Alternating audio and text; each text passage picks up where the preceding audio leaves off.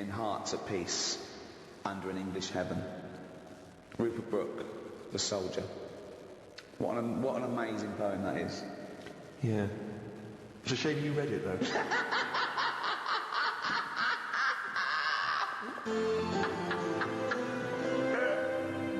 Thanks for listening to the Ricky Gervais Guide to the English. That's it for a little while.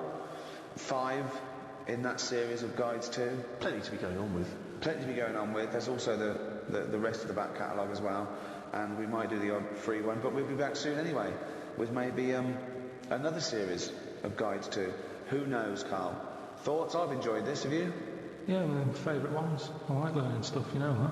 If I can learn something and make a few quid, I'm happy. Unlike the people who listen to this who are down £2 and have learned absolutely nothing. And what they have learned from you is total bollocks. So, thanks. That's goodbye from me, Ricky Gervais, Stephen Merchant. Goodbye. And Karl Pilkington. Right.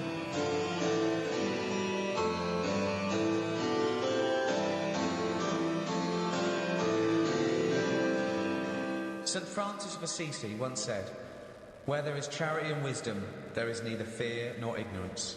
Acts of human charity have been documented since the beginning of recorded history. Yet even now, in the most democratic and economically advanced nations, charity is still necessary. Does this mean that charitable acts are failing to effect meaningful change? Should charity even be the responsibility of individual citizens, or is it the obligation of government? Do handouts make people lazy and dependent instead of resourceful and responsible for their own livelihoods? Is it every man for himself, or are we all in this together? To discuss these questions and more, I'm joined by Stephen Merchant, award-winning writer and graduate of the University of Warwick. Hello. And Karl Pilkington. Gonk. Right. So, Red Nose Day, Comic Relief, has come round again. Yeah, Red Nose Day is obviously the very specific date in the calendar for the whole generic term Comic Relief, I think. It's normally when the telecast happens. Yeah. People know that that's the day when they can dress up, do charitable acts. But of course, Comic Relief is a charity that's working all the time for disenfranchised all over the world. And you can go to the website all year round, which is comicrelief.com. I think there's also rednoseday.com, which is if you particularly want to donate for this year's appeal. Have you always been a strong champion of Comic Relief, Karl? Not really. Why was I expecting that answer?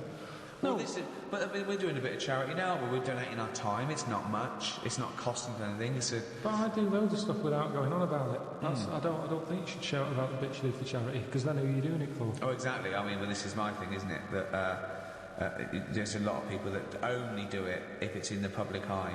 It's to do it really to be a busybody or to show off or to feel good about themselves. And I suppose that's good and bad. I mean, if it gets you involved, if it does some good.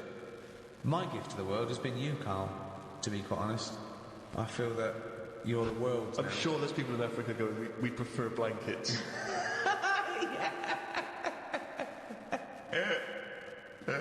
Doing a wills charity, isn't it? Is it? Sort of. I mean, No, if you make a donation to a charity within the will, I suppose that's quite charitable. But Do you just mean- giving money to your relatives isn't, is it? Of course it is. Well, They shouldn't have it. They're getting something for nothing, but it's... I don't know. It's giving something away that you have no use for. Exactly. Yeah, but forget that. It's someone is getting something when Yeah. they've done nothing for it, really. Well, it is. I suppose it is charity, but charity is usually infused with some sort of altruism. It's usually to do with giving a piece of something that is kindly because you could do with it. I mean, not strictly. I think you can give away something you don't need, but it's hardly donating a kidney, is it, or some of your wages? It's like it's not charity on your part because you're literally not around anymore. So it's no longer you giving it. It's just some Yeah, but money I could that either was. give it them or not give it them. Once I'm dead and they've turned to mush, I shouldn't be worrying about Suzanne's mum getting a table. Is that what you you're know- leaving her? Well, I called up my dad first. Why are you and said- doing a will for the show? Because of this travel thing Right, I'm doing, and it can get dangerous, you know. But why have you done a will up to now? Because you sort of, I don't know, I felt sort of young and free. Whereas now, That's never 2 words I've associated with Carl. No. He's always seemed like a man who's in his late 50s. Yeah, and exactly, certainly never the idea that you're free. Even if we're just talking about the head alone, it's the head of a late 50-year-old. Free of hair? Yeah, totally free of fucking hair. I'm sort of getting on first name terms with my doctor. Oh, really? Chatting more. Oh, what is it this time? How's your middle finger? You Not know. too bad, Carl. All that sort of thing. So it's just made me think. Have you had that done for the will, by the way, for insurance? I think you need to, don't you, for a will? I think you do. There's nothing on the prostate paper. is out. No. No, listen, for insurance purposes, I think you need to have a testicular exam for testicular cancer. You're just leaving the high risk for testicular cancer, actually, and you're entering the high risk for prostate cancer. And you can have both at the same time? You could have both at the same examination time, at the same time. if he's a very dexterous doctor. I wouldn't want that. Why? Too much like... It's just too much playful. going on. It's like someone juggling you. Yeah, it's like being examined by Squiddly Diddly. And so you said you called up your dad? Called him up. I said, "Is there anything you want if I die?" Right. And presumably, you know, Suzanne, she's getting the lion's share. She is. But then the fella who was on the end of the phone talking us through it all was going, "Oh, you should get married." I was going, "Oh, shut up." He's saying, "Well, it make things a lot easier when it comes to this." And it's like, well, that isn't the reason to get married, is it? Well... So she can have all my stuff. I said, "I've wrote on a bit of paper that she can have it. I'm not bothered. I'll be What dead." you wrote? What you wrote? You know, all that whatever we've got, she can have. Yeah, great. That's fine. That's as good as a Yeah. married son, isn't But it's something about tax. If you're not married, you have to hand over more. Well, she'll get... yeah, I suppose if it's money, she'll pay tax in it. Yeah. I think you get so much and then it's like ridiculous tax rate. Yeah. But she's going, "That's why we should get married, I'm going to be paying tax." I'm going, hang on a minute, she's already like thinking about money loss instead of me disappearing. Yeah. She's going, "Yeah, we should." I said, "Look, you'll be getting a load of money." I said, "If I die on this programme anyway, I'm insured, you'll be getting about £1 million for that." Yeah. I said, "So that's something you haven't got now. Yeah. Got nowhere near that now." I said, "So even if you have to pay tax on that, Yeah. I don't think it'd be right to get married just in case I get killed." Well, you are married, aren't you? Well, then you know to get the paperwork. No, because then everyone wants a party. You don't have to have a party, you can go straight down to the registry office. Honestly, people start going, "Oh, you should do this." I know it's not a proper wedding unless you do that. Have your two sets of parents met? No. That'd be good, wouldn't it? Well, I suppose it's a reason to, isn't it? At least if you're getting married, there's a reason for them to meet. At the moment, there's no reason for them to meet. They'd get on each other's nerves. My dad wouldn't get on with a man. Why? Just wouldn't. She doesn't like me, so she won't like me dad. Because he's just an exaggerated version. So, I think it doesn't need to happen. But you could just nip down the registry office, get it done and dusted, and you just phone up your folks and say, "It's already happened." I said that. I said, "Listen, if we had to do it," I said, if it was like we've got to do it for some reason, I said, "I'd do that. We can have it done by 2, you can be back in work for 3. Because at the end of the day, there's no, you know, we've known each other for years. Yeah. We're not going to suddenly turn into some sort of Tom Hanks and Ned Ryan film just because we got married. Yeah. It's going to be the same, exactly the same. Yeah. Except she'd want a joint bank account or something. That's the only other thing that would probably change, and I don't like the idea of that. Why? Just, I like to know what's going on. There's enough people sticking their hand in my account, charity-wise and all that, without an extra hand going in. Who happens to be the love of your life? I'm not moaning about it, I'm just saying it works the way it is. You hear about people getting married, and it doesn't last. Adds extra pressure. What pressure is it going to add? It's not going to add any pressure. I suppose that you resent the fact that the only reason you'd be getting married is because she gets your money after your death tax-free. What if you gave her a series of challenges so that she sort of earned the right to have that money? It just keeps her on her toes. Because whilst we're not married, it's easy to go, "I'm sick of this." So it keeps it Keeps sort her on of, her toes. But it keeps us both sort Because of doing you're such a stuff. find, she's got to work hard to keep you, hasn't she? You never do anything in order to sort of maintain this relationship, as far as I can tell. I'm not saying you're a bad wife, but in terms of romantic Meg Ryan type stuff, you never do anything. Me and Jane were out with them and Suzanne the other night, right, at dinner, and honestly, he is so grumpy. He was saying about for Christmas, right? He said, "You've had a flaw." You've had a flaw. Now, what did that mean? We had a new floor put in But how is that her floor? because she wanted it. But you walk on it too. I paid for it.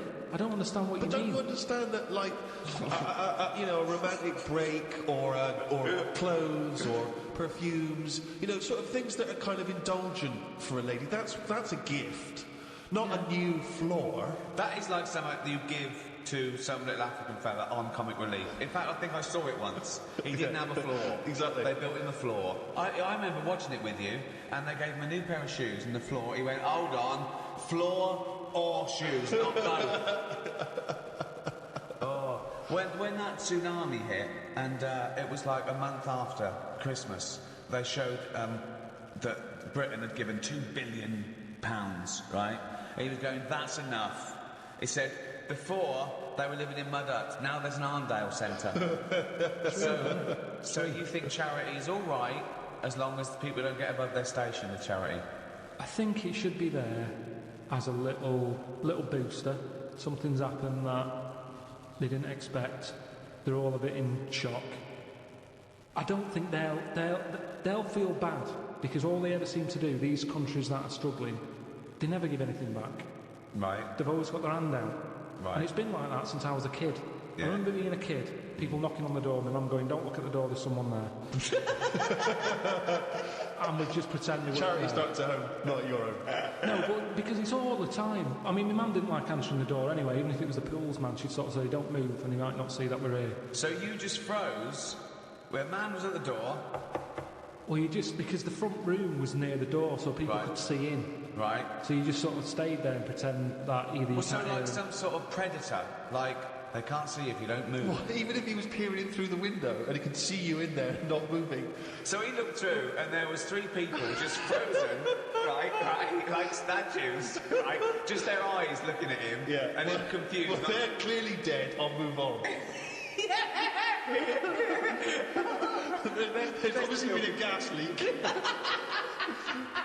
And did you say sitting or stand up, or did you sort of like throw yourself? No, we just sat on the, where you were, and you just stayed still. But did he ever look in and see? I don't know, because you didn't turn around, did you? So you would pretend you couldn't hear the door? It's easy. Honestly, the amount of times people would come round, it's either... It seemed to be the 80s had a lot of it, because it was all the Avon thing, wasn't it? It was perfume, Yeah. Tupperware. What? Tupperware. Tupperware. Yeah, the plastic boxes. It's dishes for fat people. Here we go. Oh, these are big. God, they are. They're for fat fuckers like you to eat out of. There was the pools man. Right. Just a lot of charity stuff. Just a lot. It seemed to be the time, the 80s, that they suddenly found out they can sort of scav money off people. Yeah. and Oh, give there's it a to lot of scabbing. So that's why we used to ignore the I door. just love this image of you. Yeah, You're in the silent. lounge, Yeah. you're having a little boogie, it's Christmas, someone's tapping on the glass. Freeze! They just go, well, we'll move on. Yeah. Nothing here for us. Hammer time. Silence. There's a... okay, right, let's do the scenario. I'm at the door. I can see you in there. You might as well come open the door. Carl? Carl? Why are you staying so still? Are you trying to avoid me? It's working. Carl, your eyes are moving. Can you come to the door, please?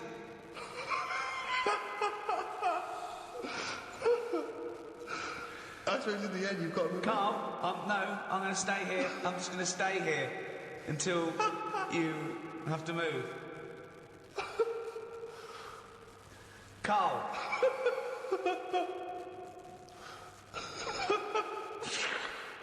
This is the most pointless podcast we've ever done.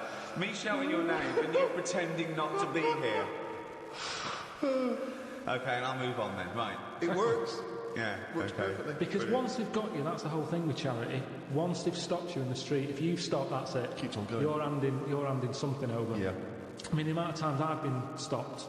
I mean, the good thing now is you've got an iPod, so you can just either pretend you're on the phone or listen to music. Or just stay very still. Just freeze. When someone says, can I trouble you? Oh, he's totally frozen. That would be amazing, because they're normally in one spot, aren't they? Yeah. So it's just So they're as soon carrying as on they selling, stop you, and so you've you got to just stay there freeze for it. the rest of it, outside waitress, for 7 hours. Yeah, it goes dark. well, I'm finished my shift, I'm off. And then you just see, your eyes just see them walk away like that, and they all meet in their little tunics. And then you start walking, they look back, and you freeze. And then they walk on, and then you can go home 7 hours late. If you would like to donate to Comic Relief, why not visit rednoseday.com. Ever since I was young, I've always liked going in charity shops, particularly because, you know, you find sort of interesting old records in there. Never sort of gone in there to buy clothes and stuff, but, you know, books, whatever. And I was in a charity shop, you know, I've patronised them for years, and I noticed out through the window there was like a paparazzi guy, and he was taking pictures of me through the window. That was a bit weird. And obviously the old ladies in there didn't have any idea who I was, so they just thought that was a bit strange. And then it was in one of the magazines, like the kind of celebrity magazines. It was, oh, here's Steve Merchant. You know, despite all the money he must have made from his various projects, he's still going in charity shops. And you just think, but sorry, how is that a bad thing? I'm giving my money to a charity. Isn't that a noble cause? I mean, obviously that's not the reason I'm doing it. I'm doing it To save 50p. to save 50p, of course, but But they don't know they that. don't know that. No. They You might be don't know going there and going, keep the change, love. You never have said that. Never said that. Never said that in your life. No, occasionally I've shoplifted. I know, mug. 70p?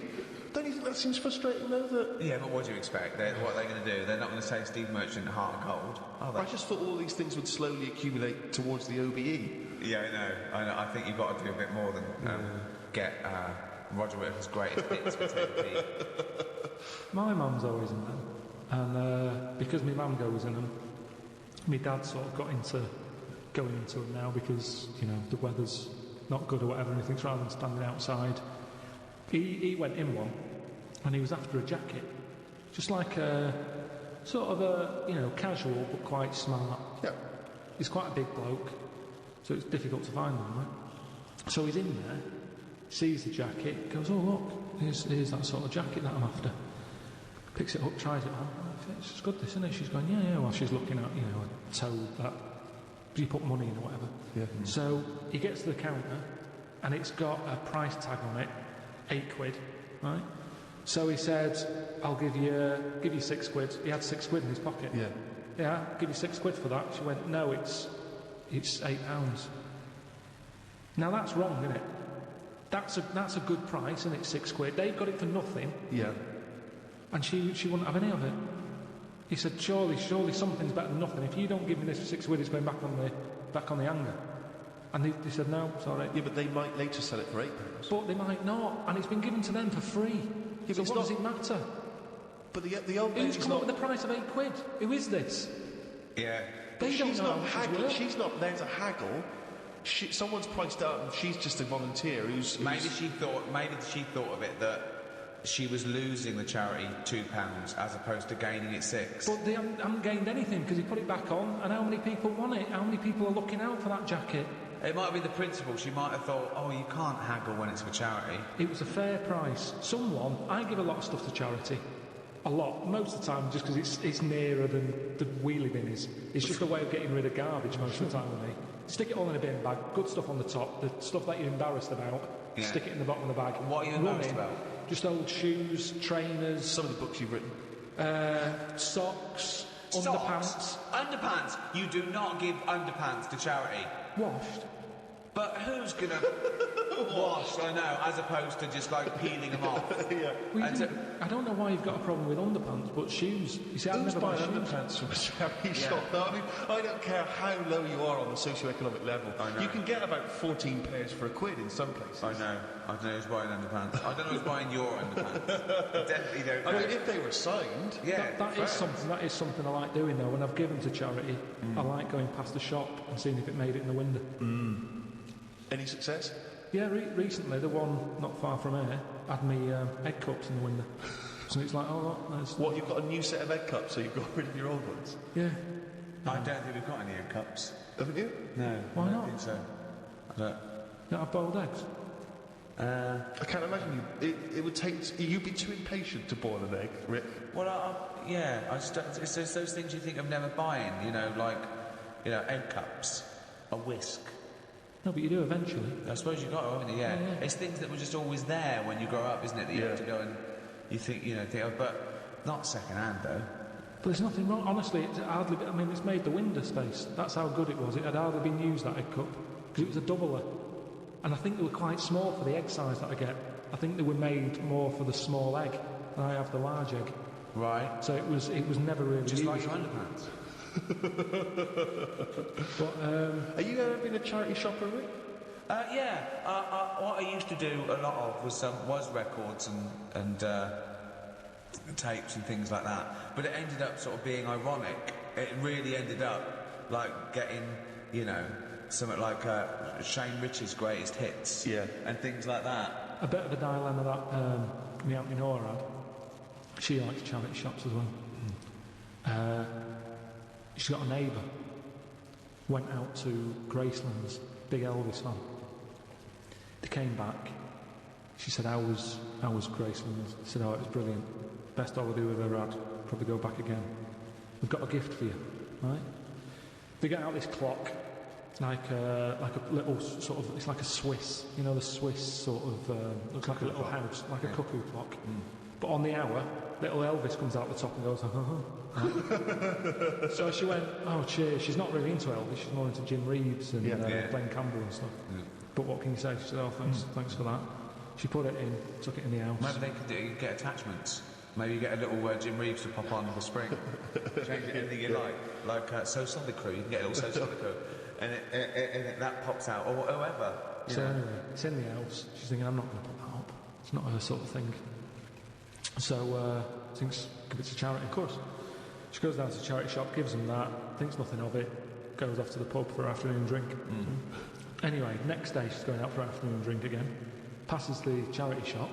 It's in the window. And the chances are her friends are going to pass by. That was a dilemma, of course. She had to buy it back. That's brilliant. At a hugely inflated price.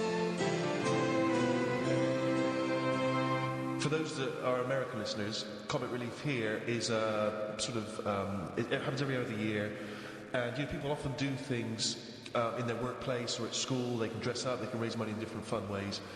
And we were told in a school assembly, it was Comic Relief next Friday, everyone has to come along dressed up in fancy dress to school on that day. Has to. Yeah, so they have to dress up. They said you pay 50p towards Comic Relief, and you have to pay £1 if you don't dress up.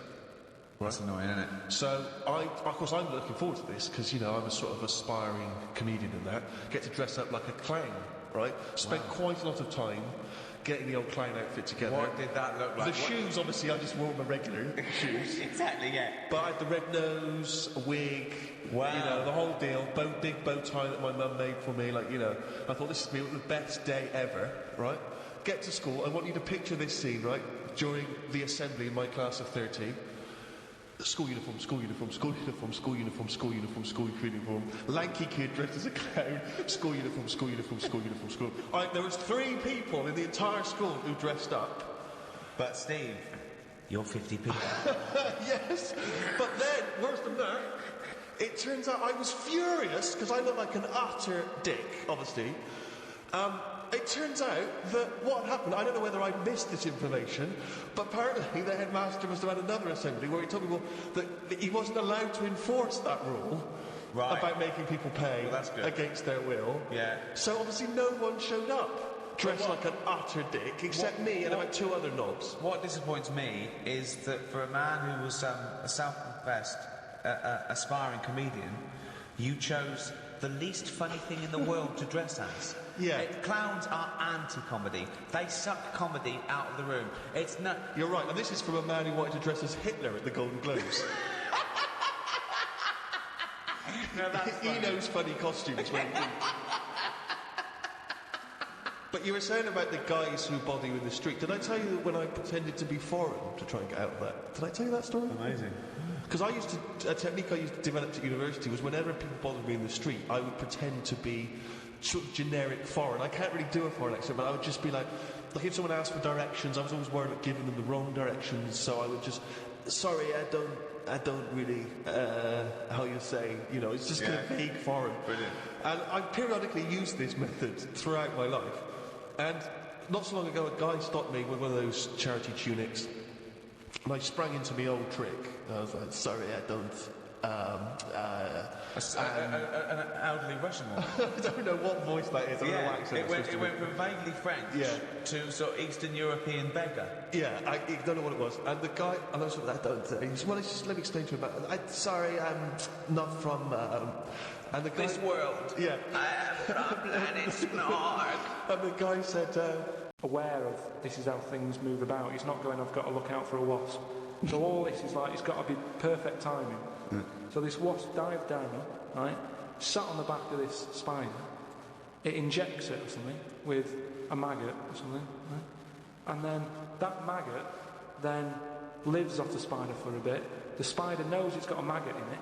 No, it doesn't. It does. No, it doesn't. And it's making a web for it. He goes, I've got something to look after here now. I've got responsibilities. It makes a web, right? It sort of reverses into it and puts the maggot on the web. The maggot sort of clings onto the web. Spider's there. Maggot eats the spider, and then it moves on. If I came up with that idea for like a method, you'd say that's never going to happen. No, my God! It's not the fact that you came up with the idea, right, for an old lady dying at 78 with a baby growing in her that then lives on. It's nonsense. It's no idea. It's how can it be enforced? It's like, so even if scientists thought that was the best idea in the world, how would they enforce it? What I'm Who's saying going to is, go, that's a good idea, we've never thought of that. Yes, but what I'm saying Get in is, Elsie. Who told the wasp to look out for that spider, to go on its back, to do, What do you mean you told this the wasp? before to It's you. evolution, it's natural selection. Yeah, but I can understand, we've chatted about it before about giraffes having a long neck, but you're talking about a wasp and a spider who... That's because you're attributing thought and will behind their behaviour. Behaviour in humans is linked with free will. Yeah, but most of what we do, say like how we have a kid at the moment, you don't just jump on the back of a woman and go, there you go, love, and then a baby pops out. You didn't come from Bristol. No, what I'm saying is, right, it's all, you build up to it, don't you? You have that bit of a chat and you go, right, how's it going? Yeah, and you get on and that, and then a little baby will come out. This is the most... Wait, I'm going to go back to the dating procedure there. You have a chat, you go all right, and then a little baby comes out. That's extraordinary. This is incredible. I'll tell you, two-bit radio's game was secondary school's loss. It really was. This is my first Pilgrim book. Unbelievable. What I mean is, we all get on. What I'm saying is, at what point is a wasp ever going to have a chat with a spider or meet up with it? I don't even understand where we are now in this conversation. Is a wasp going to ever have a chat with a spider? What world do you live in? What's in your head? No, I can't believe it. Carl, is a wasp ever going to have a chat with a spider? So in some kind of weird insect nightclub, these wasps and these maggots are meeting, they're getting on. Is that how you're imagining it? That's what I'm saying to you. What are the odds on that actually happening? But listen. You'll think because behaviour in lower forms of life is purely chemical. It's purely, it bypasses any form of consciousness. Right? There's a parasite that's like a flatworm, a platyhelminth, or it might be a nematode. It's some sort of invertebrate. Yeah, that it lays its egg. The beginning of its cycle is in a stickleback. Okay. And it literally has to change the stickleback's behaviour, okay? Because it has to get into a warm-blooded animal to complete its cycle. So what it does is, this parasite makes the stickleback not flee from the shadow of a heron. So it makes the stickleback get eaten, right? So it then is in the belly of a warm-blooded animal and it can complete its life cycle. But at no point is the nematode or the platyhelminth, whatever it is, going... Slow down, there's a heron coming. Stay here, stay here, stay here. And the stickleback going, why? I don't want to stay, there's a heron. There's no conversation. It's not they get together and go, listen, I've got something that might be mutually beneficial to both of us. I need to get into a heron. You like to be eaten by a heron? No, I don't. Where's this conversation? Yes, you do. It's got Jedi powers. Yes, you do. No, all I'm saying is, you know, the idea that I came up with, you're sort of saying that's a crazy... Can I just not say, an idea, it's not an idea. How many times have we heard all I'm saying is, and then such a stream of nonsense that exploded our minds? No, but that's all I'm saying. That, you know, what you just explained there with the Aaron having to knock about and for a flea to be sat in the shade and that. Now see that is incredible. That translation of what I said that sums it up for me. Yeah. He sees the headline, he reads a book. It then goes through this weird filtering system with, I imagine, the music in his head is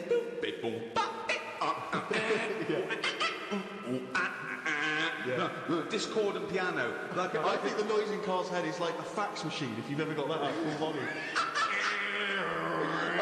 I think it's like a Czechoslovakian cartoon from 1963. Yeah. You know what I mean? Like noises like woks being hit, and pianos just being hit by elbow. He's an impression. You can give him a body of information, and he strips away the facts. But the way he said that, I talked about clearly talked about some sort of parasite in a stickleback that makes its behaviour change so it doesn't flee the heron's shadow. He said, so there's an heron with a flea who doesn't like the shade. How did it come up? I mean... it doesn't matter, forget that, right? But What's your theory? What's your theory? What I'm saying is I've come up with something else that I want to run by you then. Go on then. So you've sort of boo-booed the idea... Boo-booed. Boo-booed it. We have boo-booed it. He chose a completely different bear. It was originally Boo-Boo the bear, but now it's Boo-Boo the bear. Brilliant. So you've said no to, you know, the old woman having a kid, right, before she dies. What about if we do it the other way, right? Ah, go on. Somehow, I don't know how... The kid has an old lady? That's what it's going to be, isn't it? A child will give birth to an old man. No. Right. What I'm saying is, right... Go on. Work the other way round. Come on then. So if somehow we can inject something in like a body that's just died, right? Listen to this. Imagine this is notes. So when he hands it into the Nobel people, and they go, if there's a way that we can inject something, they go, well, what? Well, I don't know the chemical formula, but something HO2. Right. So anyway, so you inject it in the temple. He's narrowed it down to the temple. Well, that's fine. Right. Yes, you inject something. So you inject it in. Who are you injecting? This old woman who's she's been ill and that she died. So she's dead. So we're bringing old people back to life. Okay, fine. That's step one. We just got to sort that out first. Fine. We'll crack that. Go on next. So we brought people back from the dead. Fine. Yeah, but this is a way of controlling population, remember. They can't be having it away and having kids. This is just the way. Okay, so there's an old lady. So we start now. We start now as the world is now. So what happens? Right. So you get like an old woman who's dead. Yeah. Yeah. Injector and that. Injector. And then what happens is she sort of wakes up. Amazing. Right? And she works the other way. So like she might be 77. Yeah. And then she'll have a birthday. She's 76, and she's working that way. Right. If you know what I mean. Okay. Are you with me? No, keep it. Because the thing is, you've got... I'm really scared. Yeah. I'm really scared. This is the maddest thing you've ever said. Yeah. This is madder than the old lady with the pip like an apple in her belly. It sort of did work. No, it didn't work. It worked in your head. It's like a dream that you wake up and go, oh, I've got a great theory. And This is it. Let me just tell you the ending, because the ending works out a bit better. Go on. What I'm saying is, when you die, at the age of 78. 9 months... What? At the age of 9 months, because that's when you come out. What do you mean when you die at the age of 9 You're months? not scared of dying because you're now a baby, so you don't know what's going on anyway. So there's no... So you missed out a bit here. So this woman, literally gets younger and younger? I think when she's in her 20s, she's in her old age, Rick. Yeah, but it doesn't matter because that's the fun part of your life, isn't it? When you're 20 and you've got all your energy and that. So before you die, you're actually having a good life rather than it being the other way around. But does she do different stuff than she did on the way up? Because she's already lived 78 years, hasn't she? Don't forget. She was a baby once, and she grew to 78 years. Then someone stuck a needle in her head and said, right, back you go. No, we'll forget all that bit. I'll forget all that bit. How will we forget that bit? What I'm saying So she died and she doesn't remember all her... This is a new life, is it? Let me just leave you with this. Right, you're talking shit. Explain yourself. What I'm saying is, old people are scared of dying. When they're 77, they're going, oh, what's going to happen to me? Little injection in the head. When it's a baby, when it's like one, and everybody around it's going, yeah, going to die soon. Baby hasn't got a clue. It's happy. It's playing about with its rattle or whatever. So it loses all its memories. That's it. And then what happens? So when does it die? When it gets to naught? When it's naught days old, it goes through. It just dies. People know. It's almost like a countdown. So the family's aware of it. But aren't the family getting younger as well? What's happened to the family? Forget it then. We'll leave it as it is. No, leave it as it is, shall we?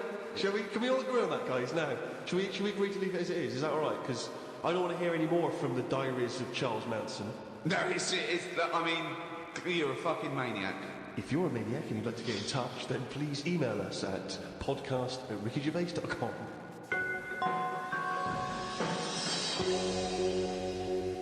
Doing a bit of Christmas shopping, Rick, the other day, and I was travelling around on the tube, the London Underground, the subway system for our American friends. And, as you know, but people around the world may not be so familiar, there's a recorded voice that you sometimes get on the tube that says, mind the gap. Oh, yeah, before you open the door. Yeah. Mind the gap. And the reason is that sometimes in some stations there is a gap between the train and the platform, and obviously, theoretically you could fall down. And it's different sizes, so just that little reminder, mind the gap. You look down, it's safe. Just makes you stop. Seems to make sense. Yeah. Saw a kid, teenager, wearing a t-shirt, don't know where he bought it. It just said, fuck the gap. He was tired of it. Yeah. He didn't want to mind the gap. But what I like is, what's he protesting about? I don't know. It's not the police or the man keeping you down. That's just good, sensible health and safety information. That's like saying fuck looking both ways before I cross the road. Screw penicillin. I know. No, do you know what? I'm going to drink and I am going to use threshing machinery. And I don't give a damn.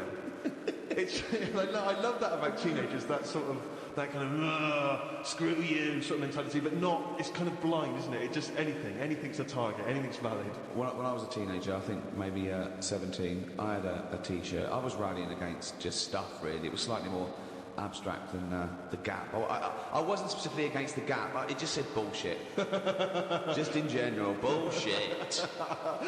You were raging against the machine. I would just go, yeah, people say, hey, what are you? I just open my eye, bullshit, all right? Just bullshit.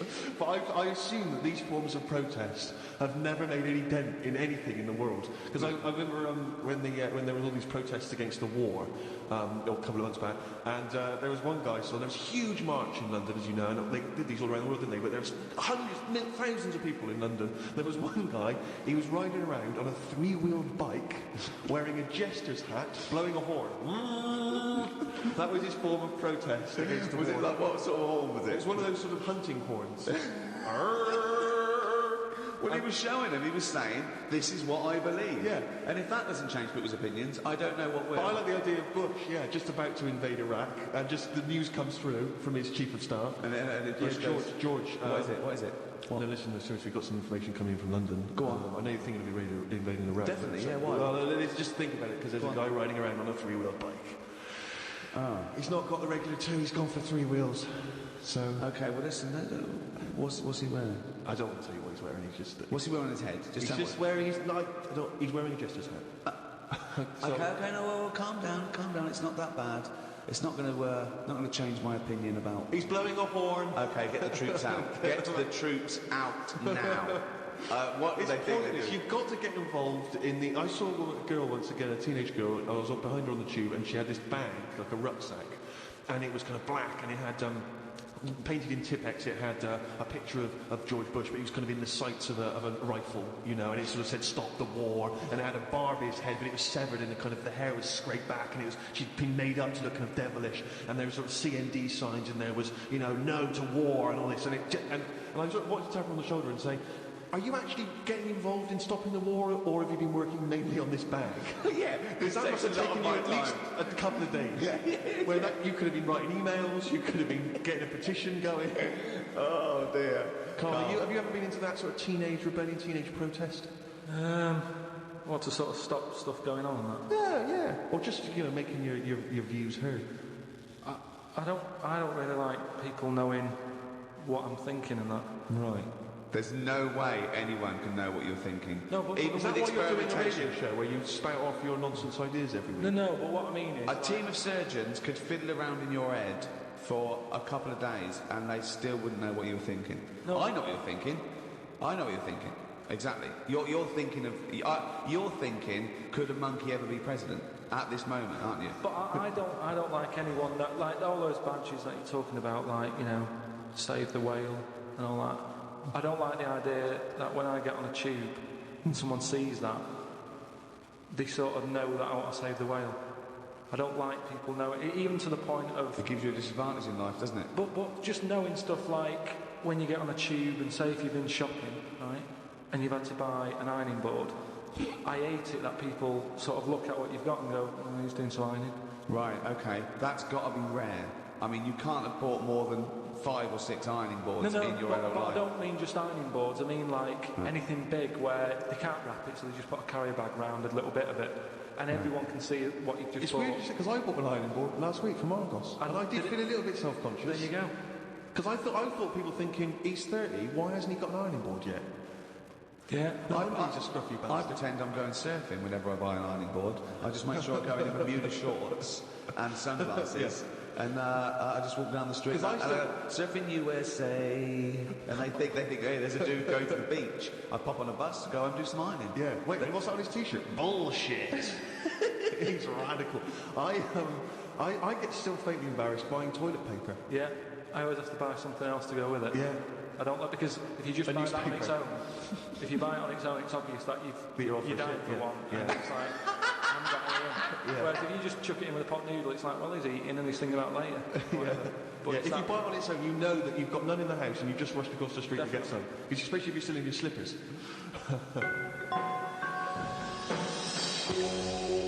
Well, that's about it for another podcast, and a new one in a week's time after Christmas. So, Merry Christmas, everyone. Have an absolutely blinding Christmas. Or a lovely whatever festival you celebrate in your part of the world, from Ricky Gervais, Stephen Merchant and Karl Pilkington. If you want to send us anything, as ever, the email address is podcast@rickygervais.com. You can email just your thoughts on the show, if you've got some monkey news for Karl, or anything you think might intrigue Karl, or indeed maybe just some Christmas wishes. Then that's the email address, podcast@rickygervais.com. I would like to wish a particularly Merry Christmas to those guys at Positive Internet for all their genius input and good work hosting this podcast. Goodbye. Merry Christmas. The Ricky Gervais Show on Guardian Unlimited.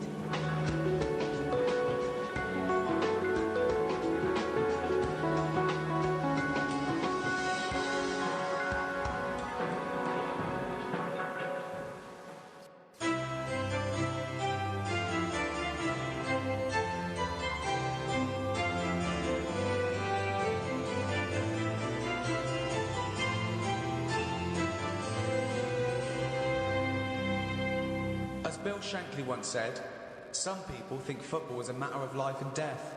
I assure you, it's much more serious than that." The World Cup is the most watched sporting event in the world, with 32 teams battling it out for the most coveted prize in football. For the first time in history, an African nation will host the tournament this year. Seen as controversial by some, and by others as an example of soccer's ability to be progressive and inspiring. How will England fare? Which teams are the front runners, and who are the rank outsiders? To discuss the beautiful game, I'm joined by Stephen Merchant, award-winning writer and graduate of the University of Warwick. Hello. And Karl Pilkington, a man with a head like a fucking football. An orange one. All right, I'm finished. Cut! All right.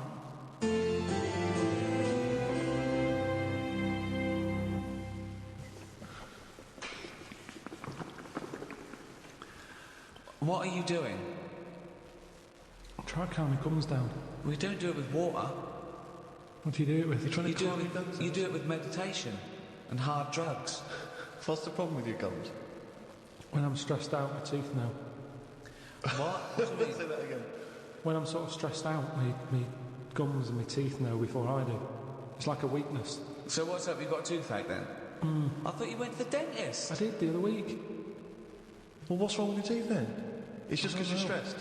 I don't know. Why are you stressed? What have you got to be stressed I about? don't know. That's what's weird with stress, isn't it? No. Your body can be stressed without you realising. That's what. No, kills people. stress. No. You're stressed because you feel stressed, and then your body gets weak because you're. No, because I'm pretty good. I never feel stressed. That's part of my problem. It's not I a am problem. stressed, but I don't know about it. That's But why that doesn't make any sense at all. it's number one killer. What? You never get stressed. If you don't feel stressed, how are you stressed? But you must be stressed if you're Right. It's like saying I didn't feel I had a pain, but apparently I did. Listen, Go on. I was in Israel recently. I had a bag put over my head, chucked in the back of the van. Now the thing is, I kind of thought, well, It wasn't a blind date, by the way, and he wasn't being arrested or kidnapped. It was a training thing, wasn't it, for yes, kidnap but situations? I didn't know. What, you didn't know they were going to do it? No, they don't tell me anything, do they? That's good. So what happened then? So the thing is, that happened.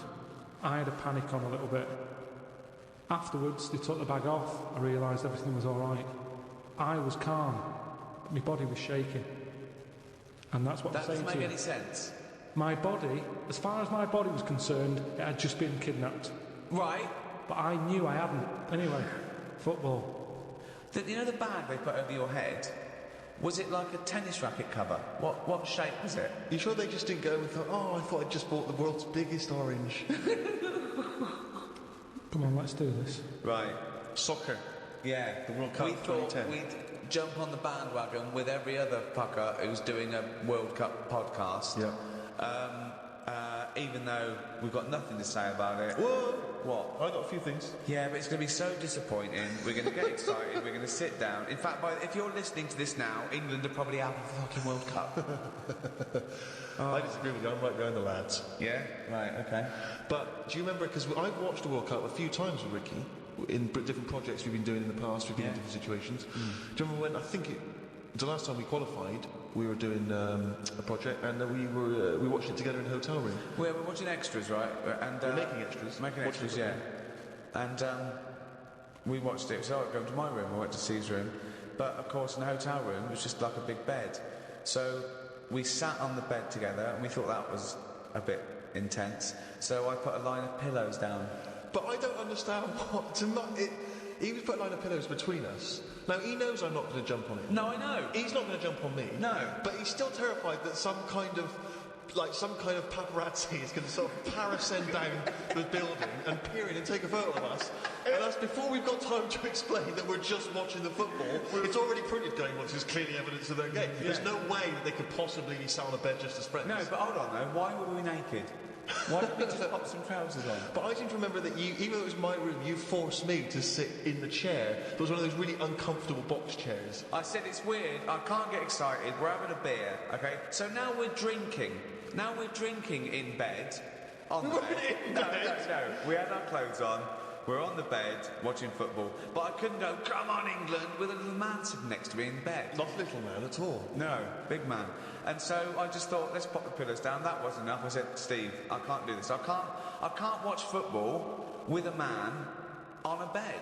I said, so go in the chair. And he sat in I'm sat in this chair, which is, for a man of my size, those tiny little crappy hotel box chairs are no good. It's 90 bloody minutes plus the interview.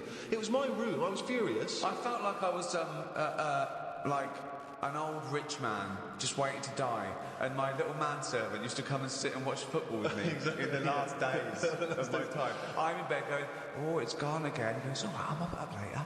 Look, Rooney's taking a penalty. No, it's gone, it's all out. I go, oh dear, so, oh, yeah, let me clean it up. We can put this on pause. It's Sky Plus. Let's open a window. Yeah. But the thing is that the most, often I think football fans are very homoerotic. They're hugging each other, jumping on each other, swapping shirts and stuff. So there's nothing wrong with it being intimate watching a football game. Yeah, but I don't think gay people do that. Gay people don't run around hugging each other and swapping shirts, do they? They get stuck in. Carl, would you sit on a bed, right, with Stephen in a hotel room, right, watching football? Okay, you're pouring each other wine and beer and shouting. Well, no, there wasn't that music playing. There was the roar of the crowd and John Motson doing commentary. It's not a sexy sound at all. What do you think, Carl?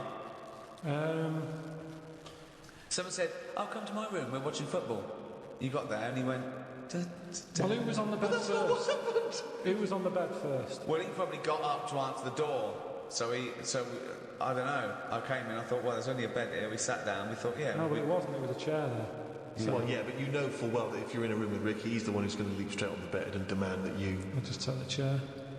Well, why would you be concerned with lying on a bed next to me? What's up with that? It's a bit weird, isn't it? Why is it weird? I don't understand this. Because Changed with you. Weird lying on a bed with a mate, just watching football. Yeah, you don't do that when you go around the house, do you? Yeah, but it's because you have a sofa and things. We didn't have that in the Yeah, room. but when you visit someone in hospital, you don't say, move over.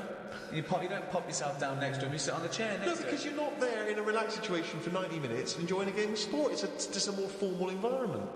Because you're quite a sport fan, aren't you, Carl? Yeah, but not in... I don't like getting into things too much because it can Well, only that's be true. disappointing. I've never seen him get into anything, to be quite honest. No, I am a football fan, but I've got it now to a point where if they lose, it only bothers me for about half an hour, Yeah. and then I move on. Because the thing is, I'm not in control of it. There's nothing I can do to alter that team.